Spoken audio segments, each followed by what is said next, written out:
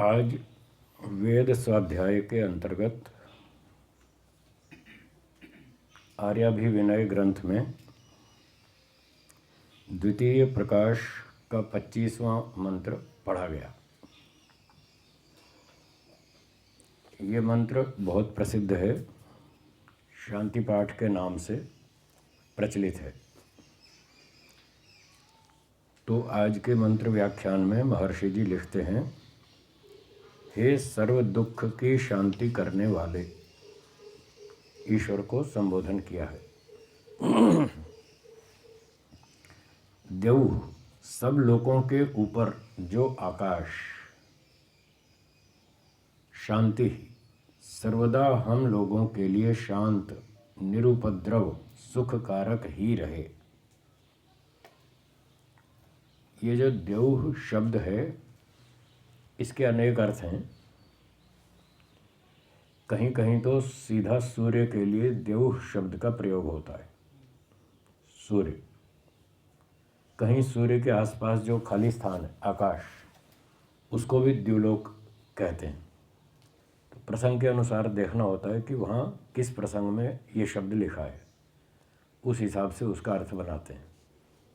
तो यहाँ महर्षि जी ने जो आकाश है, खाली जगह, ऊपर जो सूर्य के आसपास का जो आकाश है, उसका नाम है द्युलोक, ऐसा अर्थ किया। तो ये जो द्युलोक है, ये हमारे लिए शांति देने वाला हो, निरुपद्रव हो, इसमें कोई उपद्रव, दुख आदि हमारे लिए उत्पन्न ना हो, ये पहली प्रार्थना।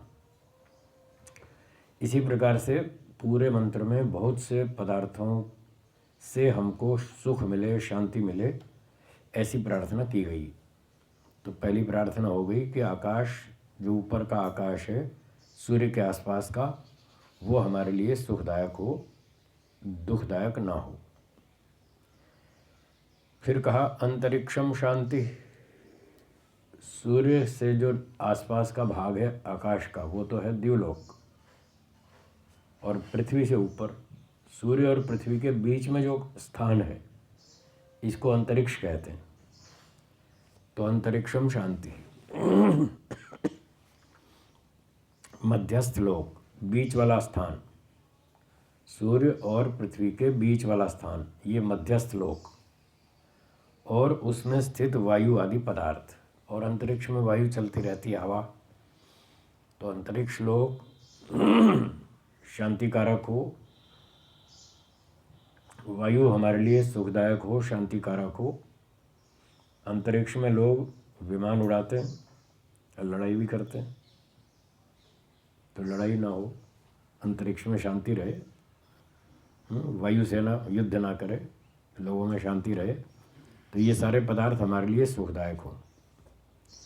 ऐसे ही पृथ्वी और पृथ्वीस्थ पदार्थ, ये पृथ्वी भी हमारे लिए सुख शांति देने वाली हो, अच्छा अनाज दे, अच्छी फसलें दे, फल फूल शाक सब्जी वनस्पति सब अच्छी अच्छी दे, भूकंप ना आए, इस तरह से। और पृथ्वी में और जितने पदार्थ हैं, मकान, मोटर गाड़ी, सोना चांदी, ये सारे पदार्थ हमको सुखदायक हो। आपह, जल और जलस्थ पदार्थ, तो जल भी हमारे लिए सुख शांति देने वाला हो। हम अच्छी तरह से प्यास लगने पर पानी पिएं, गर्मी लगे तो स्नान करें, घर में साफ़ सफाई करें, झाड़ू पोछा लगाएं, कपड़ा धोएं, बर्तन धोएं, सब अच्छी तरह से, पानी भी हमको सुखदायक हो। और जलस्थ पदार्थ, इसमें जो मछलियाँ और मगरमच्छ घूमते हैं, वो भी हमको नुकसान ना करें। समुद्र में जहाज़ चलते हैं, शिप, वो भी हमारे लिए सुखदायक हो, हमारी यात्रा ठीक ठाक करवा दें, समुद्र में डूब नहीं जाए। इस प्रकार से ये सारे पदार्थ हमको सुखदायक हो गए। औषधया, औषधि तत्रस्थ गुण, तो औषधियाँ और उन औषधियों में जो गुण हैं, ये हमको सुख शांति देने वाले हों। इसी प्रकार से वनस्पतयः, वनस्पति और तत्रस्थ पदार्थ, वनस्पतियाँ और उनमें स्थित जो पदार्थ हैं, वो हमारे लिए सुखदायक हों, शांति देने वाले हों। सामान्य बोलचाल की हिंदी भाषा में औषधि तो दवाई को कहते हैं, दवाई। सामान्य भाषा में औषधि का मतलब दवाई। जैसे तुलसी है, हल्दी है, इस तरह की चीज़ें जो औषधि का काम करती हैं, दवाई का काम करती हैं। सर्दी जुकाम हो तो इसका काढ़ा बना के पीते हैं, बुखार उखार आ जाए हल्का तो तुलसी का काढ़ा और आदि आदि, काली मिर्च वगैरह, सौंठ, अदरक। तो ये सामान्य भाषा में तो इसको औषधि कहते हैं। और वनस्पति इन वृक्षों को कहते हैं, वृक्ष वनस्पति। एक वैद्य जी ने बताया था, आयुर्वेद की एक परिभाषा है, उसमें उन्होंने कहा कि जो पौधे एक बार फसल दे के समाप्त हो जाते हैं उनका नाम औषधि है। वो अपनी कोई अलग परिभाषा होगी वहाँ की, आयुर्वेद की। एक बार फसल दे के जो पौधे ख़त्म हो जाते हैं, मर जाते हैं, उसका नाम है औषधि। और जो वर्षों तक बार बार फल देते रहते हैं, हर साल देते रहते हैं, वो है वनस्पति। तो जैसे गेहूँ चना है, ये एक बार फसल देता है और पौधा ख़त्म हो जाता है, फिर अगली बार नया बीज बोना पड़ता है। तो इस तरह की चीज़ें तो हो गई औषधि उस परिभाषा में। और आम के पेड़ हैं, जामुन के पेड़ हैं, ये वर्षों तक फल देते रहते हैं, हर साल। सेब है, आम है, तो ये हो गई वनस्पति। तो ये औषधि वनस्पति सब हमको सुख देने वाले हों, और इनमें जो गुण हैं वो भी हमको अच्छे हों, सुखदायक हों, हमारे रोग नाशक हों, शक्तिवर्धक हों, पुष्टिकारक हों, स्वस्थ बनाने वाले हों, बल बुद्धि को बढ़ाने वाले हों। इस प्रकार से हमको सुख शांति देवें। विश्वे देवाः, सभी देवता, सब विद्वान लोग, संसार के सब विद्वान हमारे लिए सुखदायक हों, हमको अच्छी अच्छी बात सिखाएं, बुराइयों से बचाएं, अच्छा रही सही रास्ता बताएं, सही सलाह दें। इस तरह से ये हमारे लिए सब सुखदायक हों। और विश्व देवा का दूसरा अर्थ किया विश्व द्योतक मंत्र, इंद्रियां, सूर्य आदि, उनकी किरणें, तत्रस्थ गुण। तो ये सब भी देव शब्द के अर्थ में आते हैं। देव का अर्थ इंद्रियां भी है, तो इंद्रियां हमारे लिए अच्छी हों, लाभकारी हों, हमें संकट में ना फंसा दें। सब इंद्रियों स्वस्थ रहें, इंद्रियों से हम अच्छे काम करें, गड्ढे आदि से बचकर चलें, आँख से देखकर चलें, अशुद्ध भोजन नहीं खाएं, सूंघ लें भोजन ठीक है, सड़ा हुआ नहीं है, दुर्गंधित नहीं है। इस तरह सारी इंद्रियां हमको सुख देने वाली हो। और विश्व द्योतक मंत्र, और जो वेदों के मंत्र हैं, जो विश्व के पदार्थों के बारे में हमको ज्ञान कराते हैं, विश्व की वस्तुओं का ज्ञान कराने वाले जो मंत्र हैं, वे सब मंत्र भी हमारे लिए सुखदायक हो।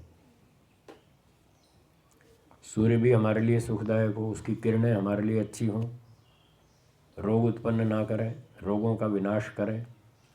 वर्षा ऋतु में जब कपड़ों में, बिस्तरों में सीलन हो जाती है तो गंध सी आने लगती है। फिर वर्षा जैसे ही ख़त्म होती है, धूप निकलती है, तो लोग सब बिस्तर, कपड़े, बर्तन सब धूप में रख देते हैं, अच्छी तरह से वो शुद्ध हो जाते हैं। तो इस तरह सूर्य भी हमारे लिए सुखदायक हो, और सूर्य से हमारी फसलें पकती हैं, जीवन की रक्षा होती है, बहुत सारे लाभ होते हैं। दिन भर हम उसके प्रकाश में बहुत अच्छी तरह देखकर चलते हैं, दूर तक साफ दिखता है, दुर्घटनाओं से बचते हैं। इस तरह सूर्य भी हमारे लिए सुखदायक हो, उसकी किरणें भी सुखदायक हों, और इन पदार्थों में जो भी गुण हैं वो सब हमारे लिए लाभकारी हों।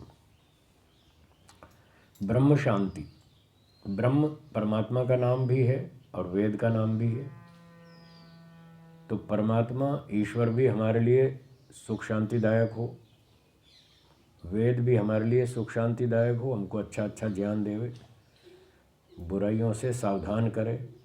असुर्या नाम ते लोका अंधे न तमसावृता, घोटाला किया तो भगवान दंड देगा, सांप बिच्छू बनाएगा, इसलिए बुरे काम मत करो, अच्छे काम करो। मित्रस्य चक्षुषा सर्वाणि भूतानि समक्षंताम, सब प्राणियों को मित्र की दृष्टि से देखो। तो ये ब्रह्म जो वेद है, ये हमको अच्छा अच्छा मार्गदर्शन करे, जिससे हमारा सुख बढ़े। और ईश्वर भी हमें अच्छे काम करेंगे तो सुख देगा, बुरे काम करेंगे तो दंड देगा। तो ईश्वर भी हमारे लिए सुखदायक हो, इसका मतलब हम अच्छे काम करें, बुरे काम से बचें, तभी ईश्वर हमारे लिए सुखदायक होगा। सर्वम शांति, और सारे पदार्थ हमारे लिए ईश्वर की कृपा से सुखदायक हों, शांतिदायक हों, कोई भी पदार्थ दुखदायक ना हो।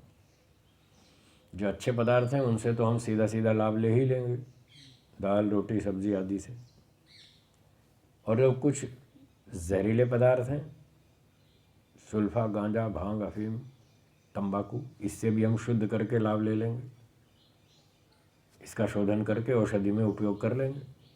तो ये पदार्थ भी हमारे लिए अच्छे हों, सुखदायक हों। इस तरह से सारे पदार्थ हमारे लिए सुखदायक हों। माँ सा शांति ही एधि, हे ईश्वर मुझको वह शांति प्रदान कीजिए जिससे मैं भी आपकी कृपा से शांत, दुष्ट, क्रोध आदि उपद्रव रहित हूँ। तो मेरे मन में भी शांति हो, मैं शांत रहूँ, गुस्सा नहीं करूँ, लड़ाई झगड़ा नहीं करूँ, आनंद से प्रेम से सबके साथ मिलजुल कर सुखपूर्वक जीऊँ। तथा संसारस्थ शांति जीव एव भी शांति, दुष्ट क्रोध आदि उपद्रव रहित हों। और बाकी जो शेर, भेड़िए, सांप, बिच्छू आदि, मनुष्य आदि जो जितने भी प्राणी हैं, ये सब भी शांत रहें, इनसे भी मुझको दुख प्राप्त ना हो। तो सब पदार्थों से हमको शांति मिले, सुख मिले, ये सब हमारे लिए लाभकारी हों, हमारे जीवन की सुरक्षा बनी रहे। इस प्रकार से हम भगवान से प्रार्थना करते हैं। और ये सारी प्रार्थना करने का मतलब ये है कि जो भी हमारे प्रार्थना से कार्य सिद्ध होते हैं उसके लिए हमको ही पुरुषार्थ करना है। सार ये हुआ कि हमें हमेशा सावधान रहना है।